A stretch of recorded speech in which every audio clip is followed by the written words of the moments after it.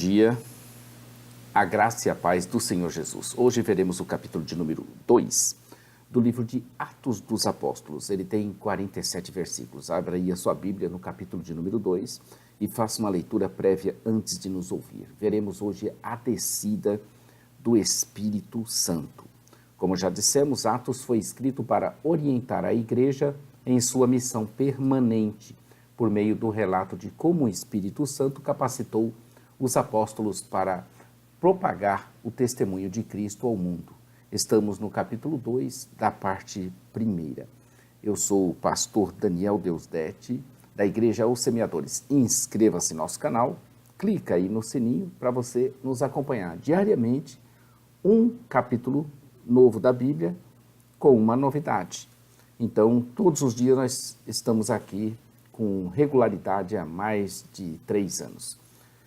Todos os dias um capítulo novo. São 1189 capítulos da Bíblia. O testemunho apostólico e o poder do Espírito em continuação.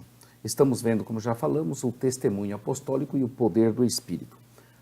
Vai até esse capítulo no verso 47.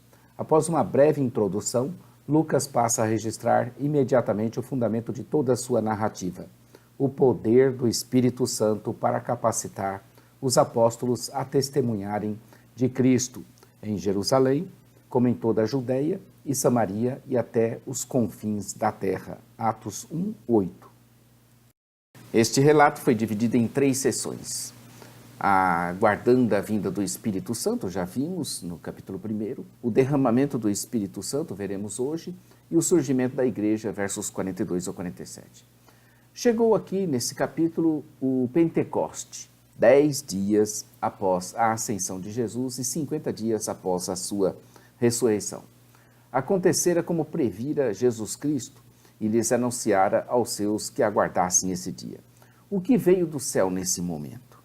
Um som foi o que veio do céu, tão impetuoso que encheu toda a casa, e apareceram ali línguas distribuídas como de fogo. Somente passaram a falar em outras línguas depois de se encherem e ficarem cheios do Espírito Santo, aqueles que estavam ali. O sinal, somente ficaram depois daquele som. O sinal ali operado foi tremendo e impactava aos que ouviam. Pedro, tomando ocasião em palavra, ele comenta. Vejamos com mais detalhes o derramamento do Espírito, dos versos 1 ao 41. Lucas descreveu o dia de Pentecoste com bastante dramaticidade. Os apóstolos falaram em línguas e proclamaram o evangelho de Cristo aos judeus de todas as partes do mundo, que ali eles estavam reunidos. O testemunho apostólico teve início como uma espetacular intervenção divina, que nunca mais se repetiu daquela maneira, daquela forma. Embora esse acontecimento tenha sido único, o ministério permanente da igreja deve estar fundamentado nele, deve prosseguir ministrando às gerações por meio do poder do Espírito Santo. O termo grego Pentecoste significa 50º e se refere ao 50º dia após o sábado da Páscoa. O Pentecoste, que era celebrado no primeiro dia da semana, o nosso domingo, era uma das grandes festas anuais de Israel. São 3, né? As grandes festas anuais. A primeira era a Páscoa, a segunda o Pentecoste e a terceira a festa dos tabernáculos, que ocorria 4 meses depois. Pentecostes também era chamada de festa das semanas, Deuteronômio 16:10, porque era celebrada 7 semanas após a Páscoa, festa da colheita, né? Porque era essa a ocasião em que ocorriam as colheitas das safras e também dia das primícias, números 28 a 26. A ligação entre o derramamento do Espírito Santo e a celebração de Pentecostes no dia das primícias se encaixava satisfatoriamente com o ensino de que a manifestação do Espírito Santo no Novo Testamento é a primícia da colheita da salvação em Cristo, conforme Romanos 8, 23. Estavam todos reunidos no cenáculo, todos os apóstolos, bem como provavelmente todas aquelas 120 pessoas mencionadas antes. Possivelmente era um lugar próximo ao templo. Lucas, em geral, especifica esse lugar como sendo o templo. Porém, aqui está se referindo a uma casa que ficava próxima ao templo, uma vez que a multidão de judeus que visitavam Jerusalém para participar da festa de Pentecostes estava próxima. o suficiente da casa para ouvirem o barulho do vento impetuoso. Foram testemunhados 3 sinais da presença de Deus: o vento, o fogo e a linguagem inspirada. O vento é particularmente um símbolo da presença do Espírito Santo. E o fogo é um símbolo do poder do Espírito para purificar e para julgar. As línguas faladas não foram elocuções de êxtase, mas as várias línguas dos judeus que vieram de todas daquelas partes, das regiões do Mediterrâneo, de Roma e de outras tão distantes como a Pártia, que se estendia a leste da atual Irã. O fato foi que todos ficaram cheios do Espírito Santo, ou seja, foram dominados pela influência poderosa do Espírito, particularmente evidenciada pelo falar em outras línguas que eles não conheciam. Atos 10, 46, 19, 6, também relatam ocorrências desse fenômeno. Sobre o dom de falar em línguas, veja 1 Coríntios 12, de 12 a 14. A vinda do Espírito Santo no Novo Testamento é o cumprimento da promessa registrada de Lucas 24, 49 e Atos 1, 5 e verso 8. O Espírito Santo também estava presente e ativo com o povo de Deus no Antigo Testamento. Porém, a partir desse momento, a sua presença é percebida de modo mais acentuado, porque ele abençoa mais pessoas do que jamais ocorreu. Havia ali muitos judeus devotos. Certamente, muitos desses judeus tinham vindo de terras distantes para residir temporariamente em Jerusalém, no verso 10, com o objetivo de celebrar a festa de Pentecostes, ao passo que outros tinham vindo para estabelecer residência permanente na cidade. Embora seja uma hipérbole a expressão vindos de todas as nações de debaixo dos céus, Lucas associa esse acontecimento às profecias do Antigo Testamento, que afirmavam que Deus faria retornar o povo de Israel do exílio de todas as nações para estabelecer o seu reinado. Conforme Deuteronômio 30, versos de 1 a 5.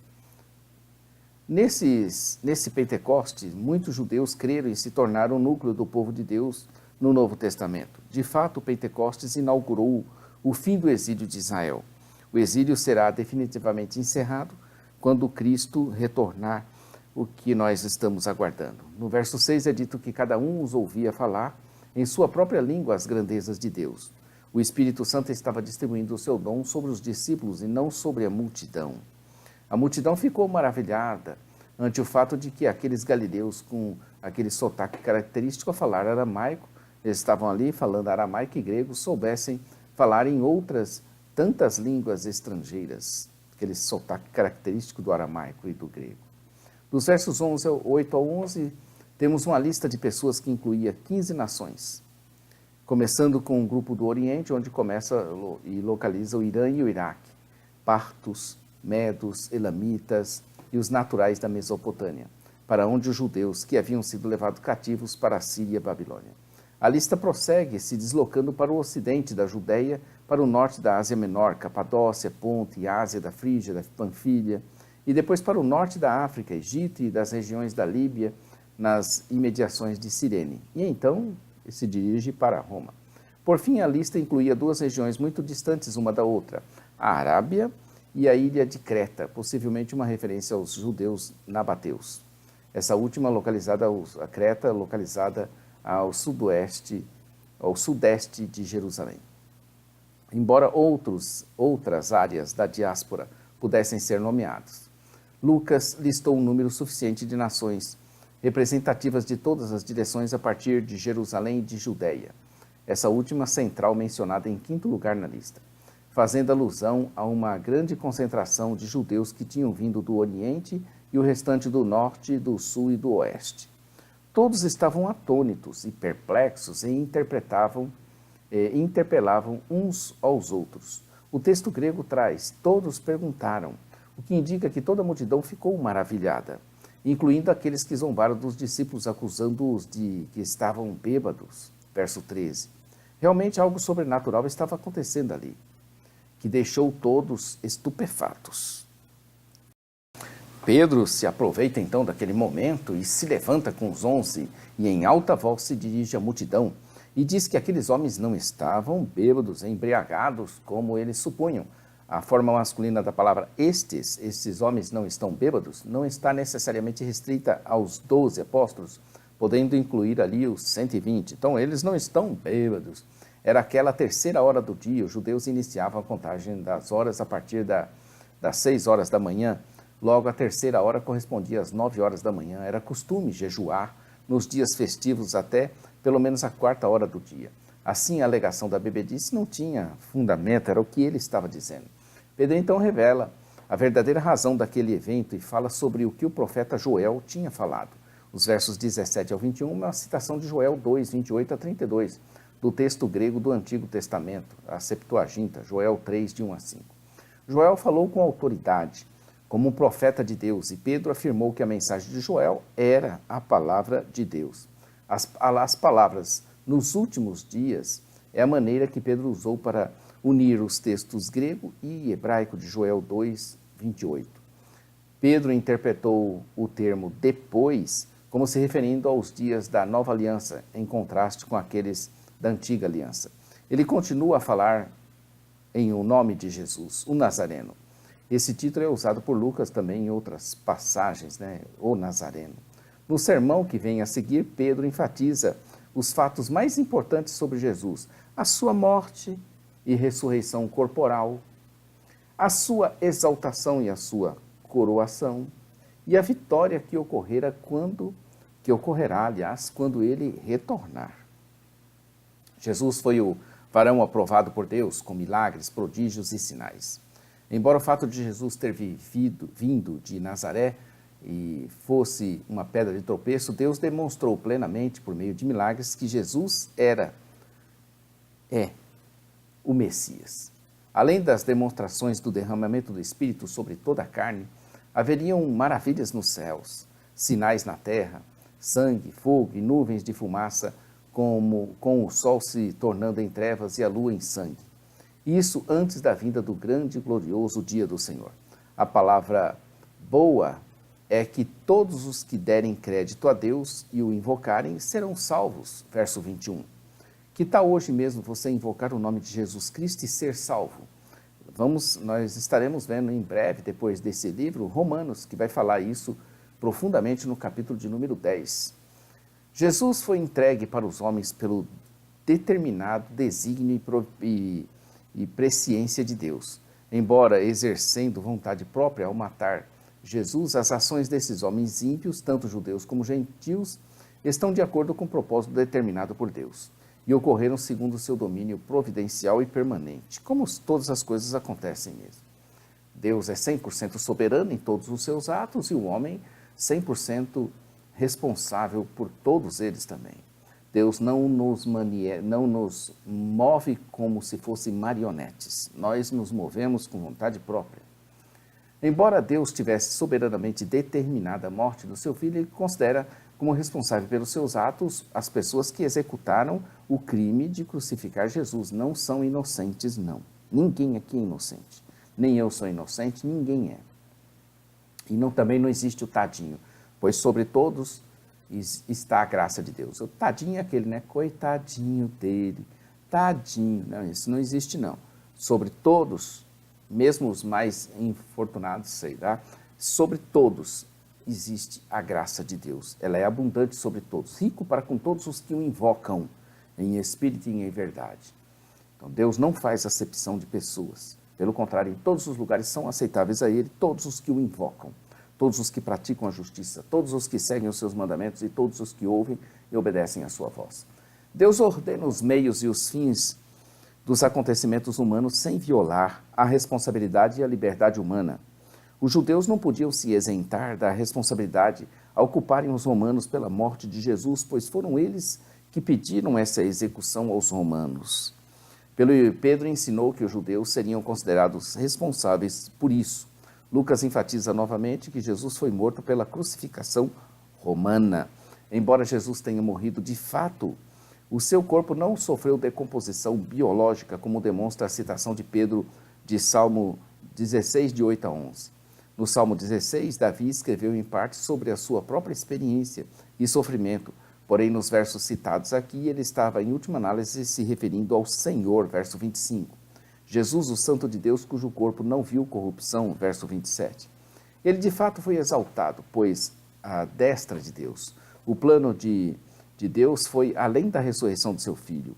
Cristo Jesus também foi exaltado à posição que ocupava junto com o Pai Celestial desde a eternidade.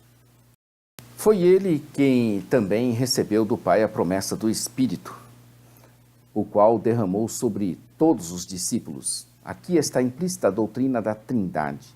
Pedro demonstrou como o Pai, verso 32, trabalhou na vida, na morte, na ressurreição e na exaltação do seu Filho Jesus, e como o Espírito Santo realizou o milagre em seus servos, para que falassem em línguas. A obra do Espírito Santo está ligada intimamente ao relacionamento e propósitos do Pai e do Filho. Essa afirmação de Pedro salienta não apenas o fato de que Jesus é o Messias de Deus, referindo-se ao Antigo Testamento, mas também o Senhor exaltado e o Rei vencedor. Ao ouvirem Pedro falar a palavra de Deus, foram impactados e logo quiseram saber o que fazerem. Pedro responde com firmeza para eles se arrependerem e se batizarem. O arrependimento, abandonar o pecado e o batismo foram componentes importantes dos ministérios de João Batista. Também são elementos essenciais da pregação, são elementos essenciais da pregação e do ensino da igreja. Mateus 28, versos 18 e 19.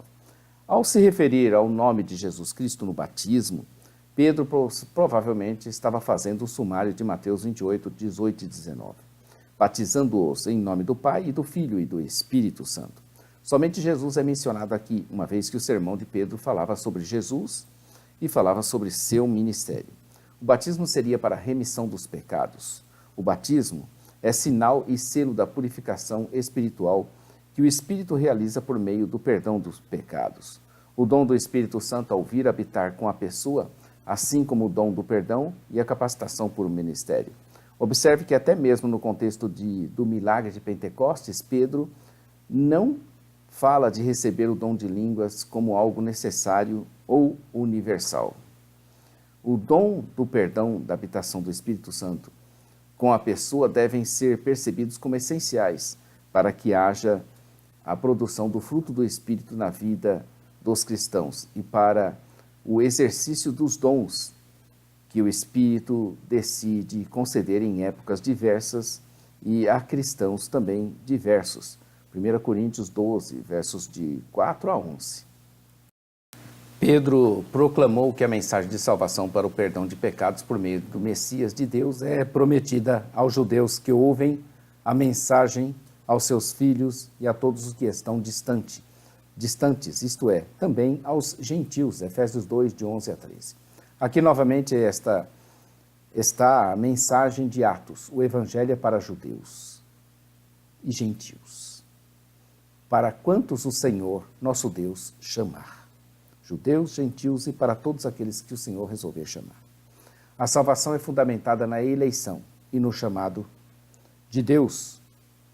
O surgimento da igreja, dos versos 42 ao 47. Desses versos, veremos o surgimento da igreja nesses versos. Lucas encerra essa sessão sobre o derramamento do Espírito com um resumo das práticas da igreja em Jerusalém. Os primeiros seguidores de Cristo foram, até certo ponto, inigualáveis. Porém, a fidelidade deles permanece como padrão para todos os cristãos quanto ao que a igreja deve ser. Pedro fez o apelo e ali se converteram a Cristo cerca de 3.000 pessoas. Que apelo, hein? Que conversão! Eles se dedicavam ao ensino dos apóstolos e à comunhão, ao partir do pão e às orações. Todos estavam cheios do temor e muitas maravilhas e sinais eram feitos pelos apóstolos. Todos os que criam mantinham-se unidos e tinham tudo em comum.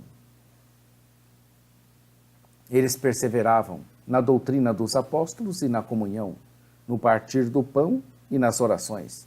Esses eram um resumo dos elementos essenciais do discipulado cristão. São coisas que os apóstolos aprenderam em suas experiências com Jesus. Seus ensinos sobre si mesmo e sua obra, e a responsabilidade de cada um como seguidor de Cristo. Eles aprenderam também a comunhão de Cristo com seus discípulos, o partir do pão, que geralmente incluía a ceia do Senhor, e a sua vida de oração com e para os discípulos. Foi um começo espetacular.